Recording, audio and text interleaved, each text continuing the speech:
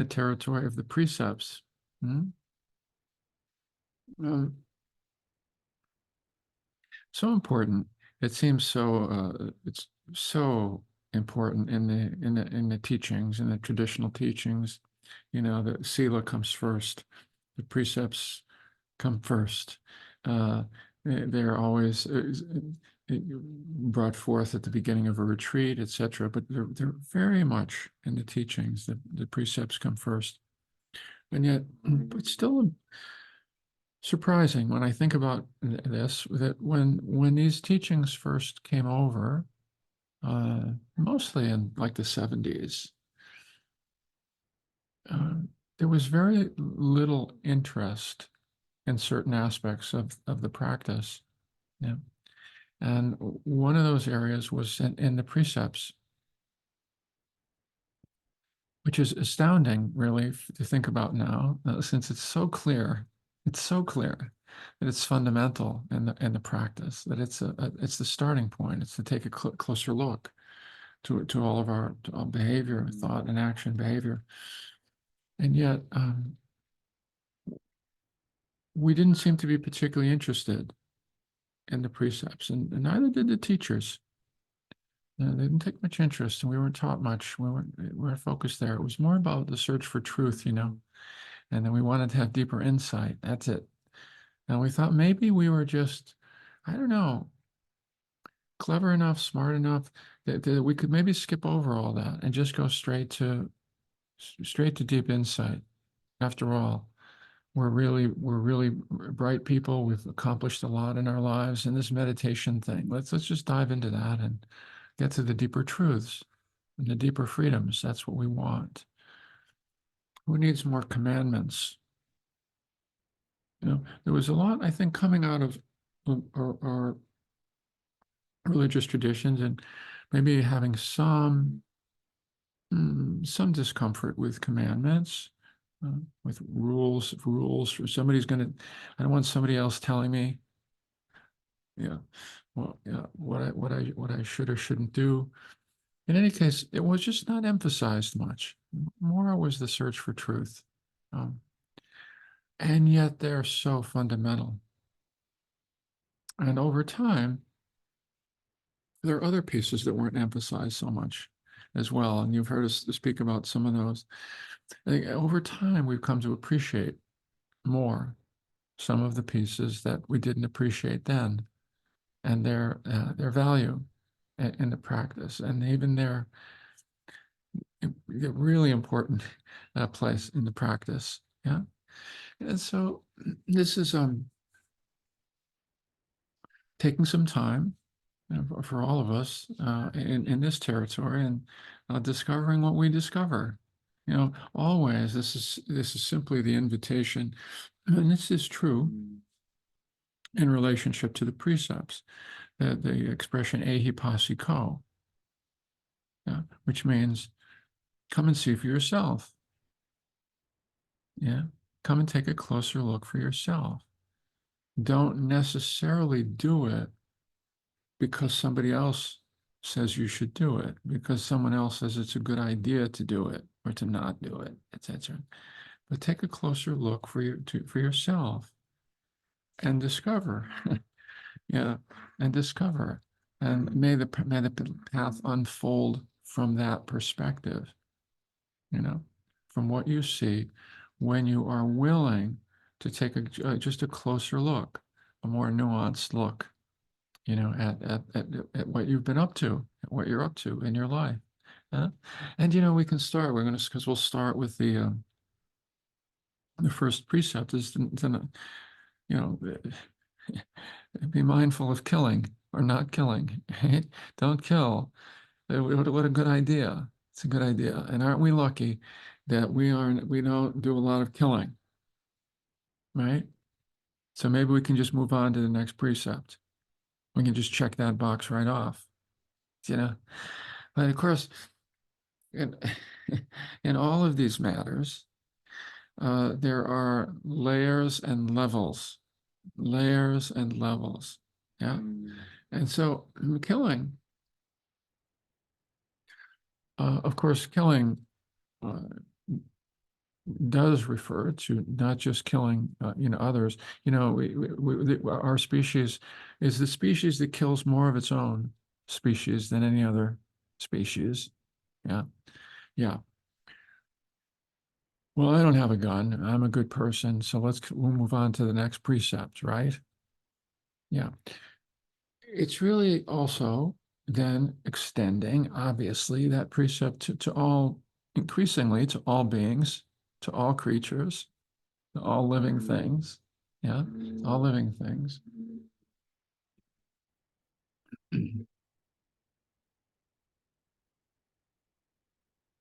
The place where the precept, in terms of living things, really comes into play for most of us, right, is with insects from time to time. Yeah, yeah. I wouldn't hurt a fly. You know, did you ever hurt a fly? I have in my past. In my past, I think, how is it that I would make a distinction? And I clearly uh, was able to make a distinction between some kinds of insects and every other form of life. Yeah. That's not that unusual, I think. And, that doesn't make me a bad person, right? But what about that? What about that? I know we've had to do it. Occasionally we've had like wheat moths in our kitchen. Wheat moths. Oh, they expand. They reproduce so quickly. And we've had walked into the house at times and took 100 of wheat moths, 100 wheat moths. So painful. And now I remember there was a time I was just like, well, okay, you got to do what you got to do. They have to be killed, done. And I would do my best to not have any feeling about it. Some of us, somehow I was able to disaggregate, and just and now when I have to do it, which is very infrequently now, I have feeling about it. There's just simply that sense that there's another level, and Susan and I often will be there together. It's not exactly say a prayer, just be aware. I just have to be aware that I'm about to take life. It has to be done, okay? But the feeling also it has to be known what's going on here. Oh, it's not anything. It's nothing. It's a small thing. Well, yeah, yeah, sure. And it's life there in that form. Yeah. So it's bringing so much of all of these processes is bringing more of that sensitivity, more of that. I used to go fishing a lot when I was a kid with my dad, right? It's a beautiful, beautiful bonding experience with my father. Yeah. I mean, and I have very powerful and precious memories of that time when we would go down to the lake early in the morning, with a flashlight and get in the rowboat and row out to this really special spot where he used to fish with his father. So it was a multi-generational thing. And he knew just that spot and just that same lake where the fish would hang out. And first learned meditation there too. We would sometimes sit in that boat for 2 hours, 2 to 3 hours, with hardly speaking a word. And at age 6 and age 7, I learned to be still and quiet and with my own thoughts without sharing anything, without it coming into speech. That was beautiful. And it was a beautiful sharing the energetic with my father. And we had to kill fish as part of that ritual, right? And we had to kill bait that you would put on a hook.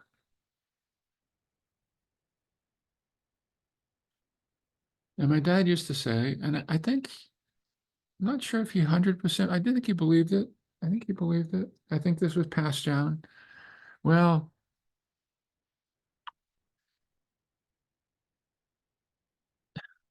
yeah, I still remember this. And I remember, I'm going to go with this. And I remember there was a small part of me still, even at age 6 and 7, didn't feel quite right when he would say, fish don't really feel pain the way we do. And that now I see that, of course, as it's a great rationalization for doing what we're going to do anyway, right? Little, no big deal, right? Yeah, the things that aren't big deals, yeah, somewhere along the way. And, um, right? It was a beautiful ritual. There was a lot of love in that ritual. There was a lot of bonding in that ritual. And some creature had to die. And it wasn't for food. It was for sport. It was for our connect. It was our ritual. And often, most often, almost always, we threw the fish got thrown back as well. But then there was the sense of wait a minute, okay, we're not killing the fish. That became that. All the fish are going back. We're not killing the fish. So it's okay, right? Like that, when there's that fight on the line, it's not that they're what, fighting for their lives. Right? There's simple activity.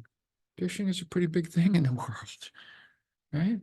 Other beings. What do we do with this? What do we do with this? I can't fish anymore. That's what's happened for me. I can't fish anymore.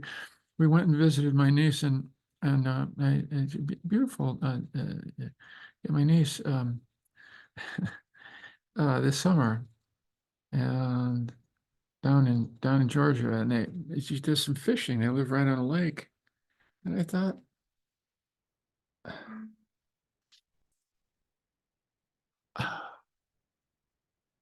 it could have been a bonding with my niece, right?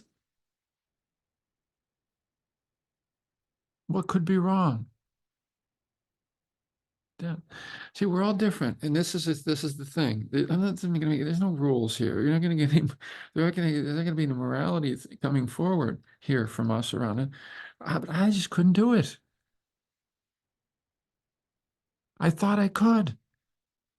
I thought, okay, come on. I mean, there's an important cause, this important bonding thing. I don't get to see my niece very often. I don't want her.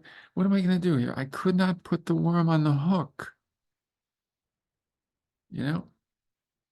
Yeah. This is the living being here, squirming in my hand. Yeah. So the suggestion here is just this. How are we doing with all that? Where are we at with all that? What's it like? Can we stop and just feel into it a little bit when it's about to happen? That's what we do. Let's feel into it for a little bit. Mm. Just feel into it a little bit. Uh, See what it's like. Part of this dynamic right here it starts to get revealed, and this is part of the point. Is with all these precepts, it's about being more mindful of our interconnection, more mindful of what we're creating or causing or co-creating outside of ourselves. Yeah. Non-harm outside of ourselves and non-harm within ourselves. And it's beginning to see that correlation more and more clearly and consistently. That in fact, as we become more sensitive, I can't hurt someone or something outside of myself without it having an impact inside of myself. I used to think I could separate those two things. and get away with some things, as it were. Be a little bit more unkind from time to time. The next piece, and we'll be getting more into this. We have some time with this one. We have some with all of them, is it was the other levels of killing. Okay, let's get beneath that. It's not just about killing, it's about harming in all of its forms, in all of its forms. Where are where is harm still coming out of us from time to time? Okay, we're not actually killing much anymore, but there are more subtle versions of that. There are more subtle versions of being irritated and striking out a little bit from that irritation. Not greatly. We're probably not hitting other people either. Right? We don't have to look far to see what's going on in the world in terms of the savagery. Some of the, what, okay, oh, good, we don't do that.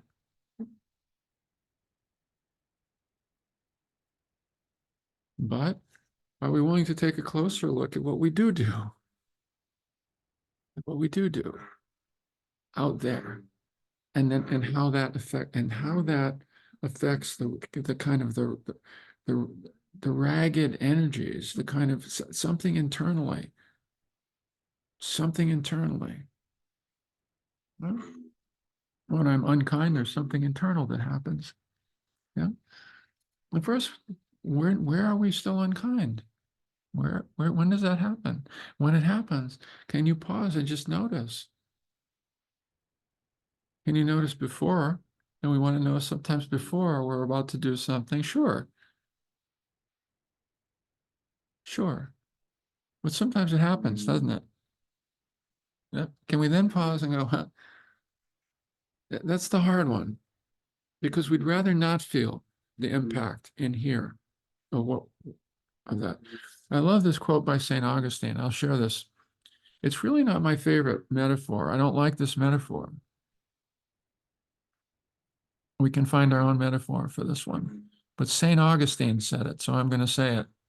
St. Augustine, a saint, said it. He said, the problem with anger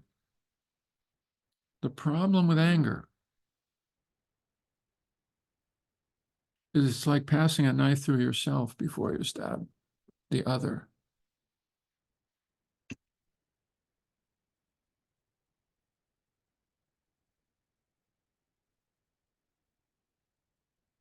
Part of becoming more sensitive is just saying we can't get away with that anymore. Harming one another is harming oneself. They are always connected. They are always connected. That's what we want to start to take a closer look at. Is that so? How is that? What is that like?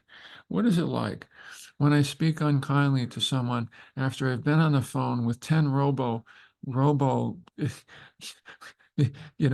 messages after the other, and I'm so frustrated that finally, after 10 or 12 or 15 minutes, I get a human person on the line, and I start to be irritated with that person. Did that ever happen to you? Just a little bit? We don't want to talk about these things. There's these little moments, these little, of course I was irritated. Sure, sure, sure. Yeah, like you don't have to explain to me why. I get it. We get irritated, but what is it like? What was that like? How is that? There's another being over there. Oh, it's easier because we don't have to see that being, right? This is a being, that's their job all day long, to deal with energy like this.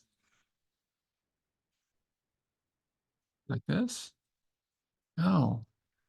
Oh, this is part of the practice too, to take a closer look at that. Ah, yeah. So there's an invitation. There's going to be just invitation with all of the precepts. I'm going to start with the killing one. which I'm just going to say to you, it's the ways for us, you know, we're blessed that we have the conditions, that we're not doing a lot of killing, right? That's great. So for us, and this is the Bodhisattva path in general, this is the path of practice in general, it's becoming more sensitive, more nuanced to lacks of kindness, right?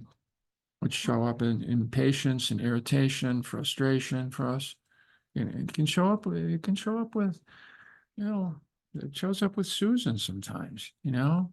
How could I possibly, you know, it's important to see that this is part as well of our common humanity. In other words, we all do this. We're all not perfected in this way.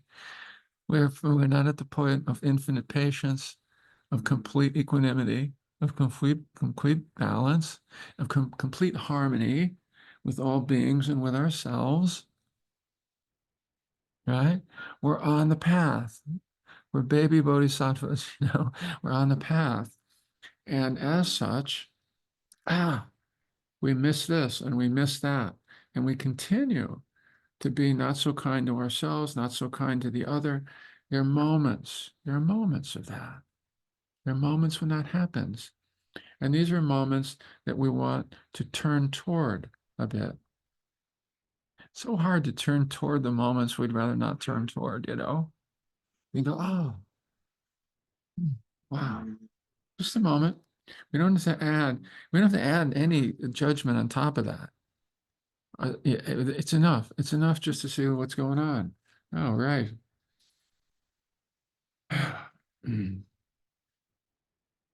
Just taking a moment to see what's like, what the effect is, you know, cause and effect. It's cause and effect, cause and effect.